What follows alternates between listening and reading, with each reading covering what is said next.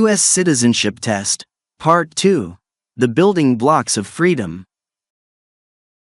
The air was crisp as autumn continued its slow takeover, and Mark felt the changing season reflect his own sense of transformation. He was a few steps closer to becoming a U.S. citizen, and his lessons with Anne were beginning to shape his understanding of not just facts, but the deeper principles that built the country he now called home. As he walked into the study room for his second session, he noticed Anne already waiting, her usual stack of papers spread neatly before her. Mark took a seat, feeling a mixture of excitement and anticipation. He had thought about their last session often, about the Declaration of Independence, the Constitution, and the role of ordinary citizens. Today, he was ready to dive deeper. Good to see you again, Mark. I hope you've had some time to reflect on what we discussed last time. I have, actually. It's starting to make sense now. Not just the facts, but why they're important. That's exactly what I like to hear. Today, we're going to focus on the structures that protect the freedom and rights we talked about last time. These are the systems that allow democracy to function properly. Ready to continue? Let's do it. Question: what is one power of the federal government? A. To declare war. B. To build schools. C. To issue driver's licenses. Answer A. To declare war. Correct. Declaring war is one of the federal government's powers, along with printing money, making treaties, and maintaining an army. These powers are given to the federal government to ensure national security and manage international relations. Why do you think it's important that only the federal government has this power? I think it's because war affects the entire country, not just one part of it. The decision to go to war has to be made at the national level so that the whole country is on the same page. Exactly.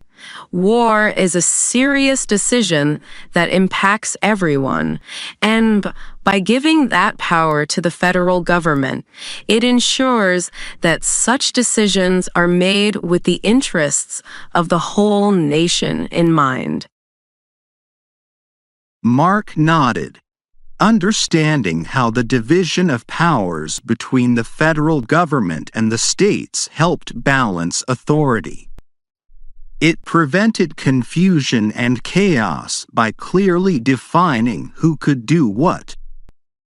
Now, let's talk about the legislative process.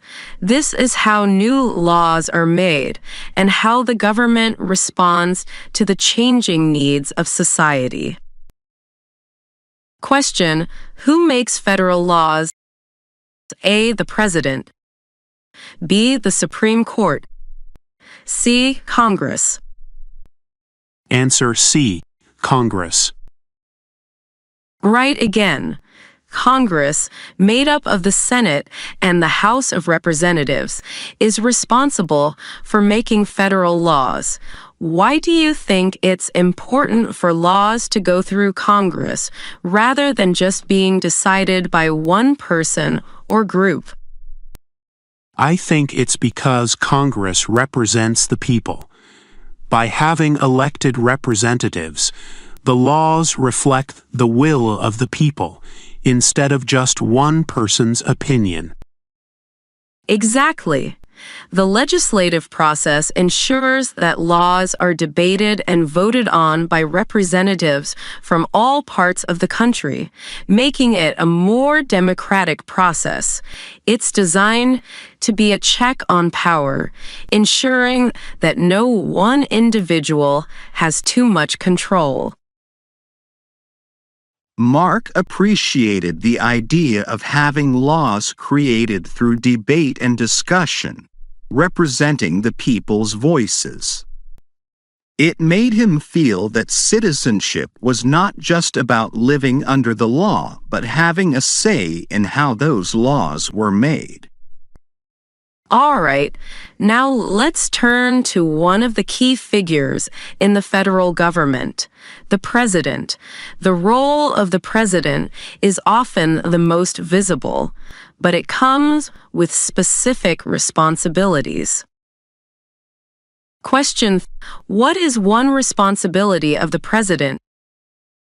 A. To interpret laws. B. To command the military.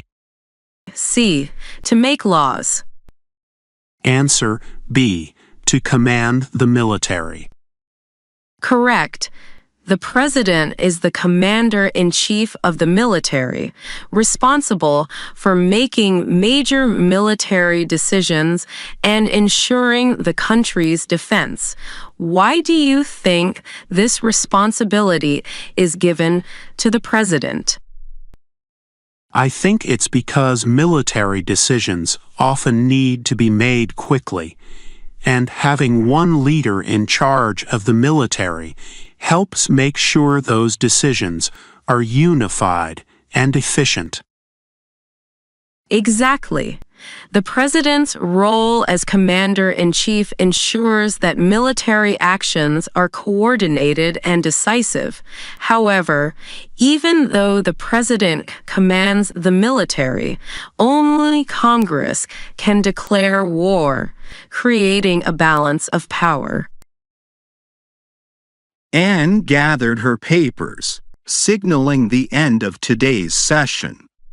Mark felt like he was beginning to see the larger picture, the intricate balance of powers, responsibilities, and protections that kept the country running smoothly. The federal government was designed not just to enforce laws, but to protect the people's rights while ensuring order. You're doing great, Mark. These are some of the fundamental concepts that keep democracy working, and you're starting to grasp how they all fit together. Thank you. I'm beginning to see how everything we've talked about is connected. It's not just about knowing who does what, it's about understanding why it works that way. Exactly. The way power is divided and balanced is what keeps the country functioning fairly and efficiently. Keep up the hard work, and you'll be fully prepared in no time. Mark walked out into the cool autumn air, feeling a new sense of clarity. The separation of powers, the role of Congress, and the responsibilities of the president, it all made sense now. As he continued on his journey toward citizenship, Mark felt proud to understand these concepts, knowing that soon he would be part of the system that protected these freedoms. As Mark reflects on the role of Congress and the president, ask yourself, how does the balance of power between Congress and the president ensure that decisions are made fairly and responsibly? Question for the audience: what is one responsibility of Congress? A. To declare war. B. To command the military. C. To interpret the Constitution. Understanding how each branch of government contributes to the balance of power helps us appreciate the careful design of democracy. Here are 5 words and phrases related to the theme of U.S. Citizenship Test. Part 2. The building blocks of freedom. Federal government, the national government of the United States, responsible for managing issues that affect the country as a whole.